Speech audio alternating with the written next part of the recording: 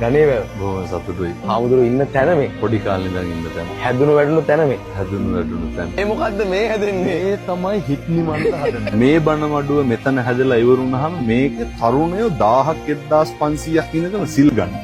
මේ වැඩ නවත්තලා තියන්නේ ඇයි වහලේ ගහ ගන්න සල්ලි නැහැ. අපිට ඉස්සර වගේ වැඩ කරන්න බෑ. අර ඕන එකක් වුණාවි කියලා හිතාගෙන වැඩ කරන්න බෑ. එහෙමයි. ඒ හිත් පරිස්සම් කරගෙන වැඩ කරන්න ඕනේ. ඒවා බිඳුනොත් එහෙම අපි කාටද බණ කියන්නේ? මෙතන ගෙන්න ගන්න පිරිසක් ඉතුරු කරගන්නේ. එහෙමයි. ඒ හින්දා ලබන වෙසක් පොයට මේ ධර්මශාලාව ඇතුලේ තරුණයෝ 1000ක් ඉඳගෙන සිල් ගන්න එකම බලාපොරොත්තු. අරමුණ තමයි බණ මඩු හදන්න බණ කියන්නේ නැහැ. භෞතික දේවල් ගොඩ නගන්න බණ කියන්නේ නැහැ. එහෙම කිව්වනම් තරුණයෝ මොකක් ඉක්මනට වැළඳ ගන්නෙත් නැහැ. මේ නිමෙන්න අනේකට ඉවසන්න අනේකා ගරු කරන්න තේරුම් ගන්න අම්මට තාත්තට සලකන්න වෛරය ක්‍රෝධය ක්‍රේන්තිය නැති වෙන්න මේ ටික නැති කරලා මේ අටලෝ දහමේ කම්පා වෙන්නේ නැතුව ඉන්න පුළුවන් තරුණයෝ ටිකක් හදපුවාම ආය තරුණයෝ කිසි කෙනෙකුට අවියක් ආයුධයක් උස්සන්නේ අවශ්‍ය නැහැ. ආය මේකේ දහම ඇති මත්ද්‍රව්‍ය වලට එක